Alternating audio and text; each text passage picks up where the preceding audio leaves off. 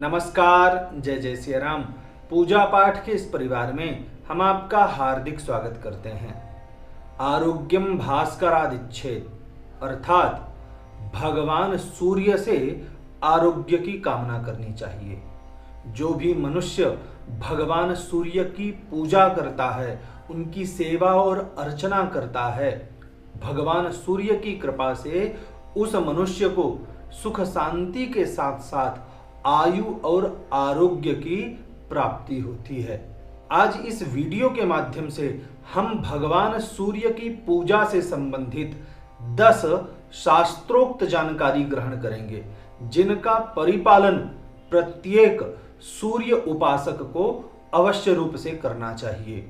इस वीडियो को आरंभ करने से पूर्व हम आपसे यह निवेदन करते हैं, अगर आप हमारे इस चैनल पर पहली बार आए हैं तो चैनल को सब्सक्राइब अवश्य करें, क्योंकि पूजा पाठ व्रत उपवास से संबंधित इसी प्रकार की दिव्याति दिव्य जानकारी हम आपके लिए लाते रहते हैं।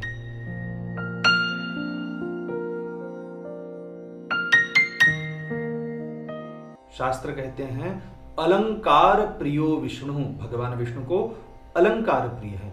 जलधारा शिव प्रिया, भगवान शिव को जल की धारा अत्यंत प्रिय है। इसी तरह से नमस्कार प्रियो भानु, भगवान सूर्य को नमस्कार अत्यंत प्रिय है। अर्थात भगवान सूर्य को नमस्कार के द्वारा प्रसन्न किया जा सकता है। अगर आप भगवान सूर्य को नमस्कार करते हैं तो भगवान सूर्य आपकी सभी कामनाओं को पूर्ण करते हैं। भगवान सूर्य को नमस्कार तो अवश्य रूप से करें, परंतु भगवान सूर्य के चरण कमलों का दर्शन नहीं करना चाहिए। जो भी मनुष्य भगवान सूर्य के चरण कमलों का दर्शन करता है, उसे नेत्र संबंधित अथवा त्वचा संबंधित रोग उत्पन्न हो जाते हैं। इसलिए भगवान सूर्य के चरण कमलों का दर्शन बिल्कुल नहीं करना चाहिए। ऐसी फोटो जिसमें भगवान के चरण कमल हों, अपने घर में स्थापित नहीं करनी चाहिए। ऐसी मूर्ति जिसमें भगवान सूर्य के चरण कमल दिखते हों, उनकी स्थापना भी अपने घर में बिल्कुल नहीं करनी चाहिए। प्रश्न उत्पन्न होता है, क्यों दर्शन नहीं करना चाहिए? तो भगवान सूर्य के तेज को उनकी धर्मपत्नी संज्ञा देवी भी सहन नहीं कर पाई, जिसके कारण भगवान सूर्य ने अपने तेज को विश्वकर्मा जी के माध्यम से अलग अलग अस्त्रों और शस्त्रों में स्थापित कर दिया। उनके तेज से अलग अलग शस्त्र बनाए गए, परंतु विश्वकर्मा जी उनके पैर के तेज को, उनके चरण कमलों के तेज को नहीं निकाल पाए। इसलिए भगवान सूर्य के चरण कमलों का दर्शन नहीं करना चाहिए। जिस तरह से अलग अलग वृक्षों पर अलग अलग देवी देवताओं की पूजा की जाती है। पीपल पर भगवान विष्णु की पूजा की जाती है, वट वृक्ष पर भगवान शिव की पूजा की जाती है, बिल्व वृक्ष पर देवी लक्ष्मी की पूजा की जाती है, पलास के वृक्ष पर ब्रह्मा जी की पूजा की जाती है, शीरीष के वृक्ष पर इंद्र देवता की पूजा की जाती है। इसी तरह से नीम के वृक्ष पर भगवान सूर्य की पूजा करनी चाहिए। प्रश्न उत्पन्न होता है, क्यों करनी चाहिए? तो पद्म पुराण में एक कथा प्राप्त होती है कि कोलाहल नामक एक राक्षस था। उस राक्षस का विनाश करने के लिए महाविष्णु ने कई वर्षों तक उस राक्षस से युद्ध किया।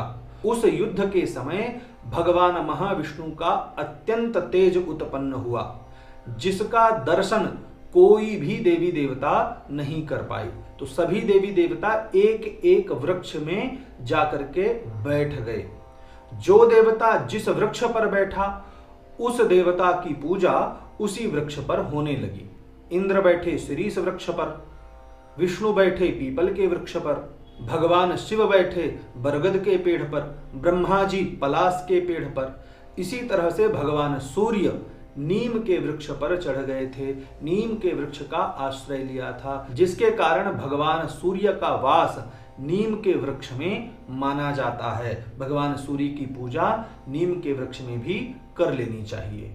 जिस तरह से भगवान शिव का आवाहन नर्मदेश्वर में नहीं करना चाहिए, भगवान विष्णु का आवाहन शालिग्राम शिला में नहीं करना चाहिए, उसी तरह से भगवान सूर्य का आवाहन सूर्य यंत्र पर नहीं करना चाहिए।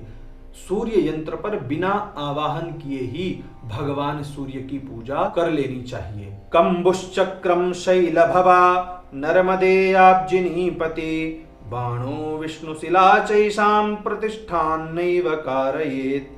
शंख, गोमती चक्र, सुदर्शन चक्र, नर्मदेश्वर, सूर्य यंत्र, बाणलिंग और शालिग्राम में इनकी प्रतिष्ठा नहीं करनी चाहिए। इस प्रमाण के अनुसार भगवान सूर्य का आवाहन सूर्य यंत्र में नहीं करना चाहिए। नंदिकेश्वर संहिता के अनुसार भगवान सूर्य को बिना अर्घ्य दिए किसी भी देवी देवता की पूजा नहीं करना चाहिए। भगवान सूर्य को पहले अर्घ्य दें, इसके बाद ही हरिहर अथवा माहेश्वरी अर्थात देवी की पूजा करनी चाहिए। यावन्न दीयते चार्घ्यम भास्कराय महात्मने तावन्न पूजयेद विष्णुम शंकरम वा महेश्वरीम। अर्थात भगवान सूर्य को अर्घ्य देने के पश्चात ही किसी अन्य देवी देवता की पूजा करनी चाहिए। जिस तरह से हम किसी भी देवी देवता को प्रसन्न करने के लिए पूजा जप तप करते हैं, होम हवन करते हैं, उसी तरह से हमें उपवास करना चाहिए। उपवास करने से भी हम अपने इष्ट देव को प्रसन्न कर सकते हैं। तो भगवान सूर्य का उपवास कब करना चाहिए? तो शास्त्र कहते हैं षष्ठी और सप्तमी तिथि को भगवान सूर्य का उपवास करना चाहिए। सूर्य षष्ठी और सूर्य सप्तमी मानी जाती हैं। इसी तरह से रविवार के दिन भगवान सूर्य का उपवास करना चाहिए और संक्रांति के दिन, जिस दिन भगवान सूर्य एक राशि से दूसरी राशि पर जाते हैं, उस दिन भी भगवान सूर्य का उपवास किया जाना चाहिए। तो इस तरह से इन 4 महत्वपूर्ण दिनों में भगवान सूर्य का उपवास करना चाहिए। भगवान की जब हम पूजा करते हैं तो उस समय हम भगवान को दीप दिखाते हैं, दीप प्रज्वलित करते हैं। तो वह दीप जो है हम किसी भी पदार्थ का कर लेते हैं। कभी घी का है, कभी तिल के तेल का है, कभी सरसों के तेल का है, कभी जो है नारियल के तेल का है। इस तरह से कई सारे तेलों का हम प्रयोग कर लेते हैं। परंतु भगवान सूर्य की पूजा में सदैव तिल के तेल का प्रयोग करना चाहिए प्रज्वलित करने के लिए। और अगर अभिषेक करना है भगवान सूर्य का तो वहां तेल से नहीं, वहां भगवान सूर्य का घी से अभिषेक करना चाहिए। जो भी मनुष्य भगवान सूर्य की उपासना करता है और रविवार के दिन भगवान सूर्य का उपवास करता है, उसे रविवार के दिन तेल, अदरक और नमक नहीं खाना चाहिए।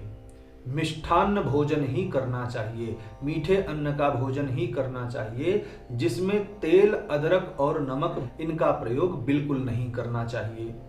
लिंगार्चन चंद्रिका के अनुसार जिस तरह से भगवान शिव की आधी प्रदक्षिणा करनी चाहिए, भगवान विष्णु की 4 प्रदक्षिणा करनी चाहिए, दुर्गा जी की 1 प्रदक्षिणा करनी चाहिए, इसी तरह से भगवान सूर्य की 7 प्रदक्षिणा करनी चाहिए। जिनके घर में भगवान सूर्य की प्रतिमा नहीं है, फोटो नहीं है, वह साक्षात सूर्य की पूजा दिन में तो कर सकते हैं, परंतु रात्रि में अगर पूजा करना हो भगवान सूर्य की तब कैसे करें? तो इस विषय में कई सारे पुराण कहते हैं कि भगवान सूर्य रात्रि में अपनी शक्ति को अग्नि में सन्निहित कर देते हैं, अग्नि में भेज देते हैं। तो अग्नि को ही सूर्य समझ करके भगवान सूर्य की पूजा रात्रि कालीन अग्नि में कर लेनी चाहिए। आशा करते हैं भगवान सूर्य की पूजा से संबंधित यह जानकारी आपको पसंद आई होगी। वीडियो पसंद आने पर वीडियो को लाइक करें, शेयर करें। अगर चैनल को सब्सक्राइब नहीं किया है तो चैनल को सब्सक्राइब अवश्य करें। यह वीडियो देखने के लिए आपका बहुत बहुत धन्यवाद।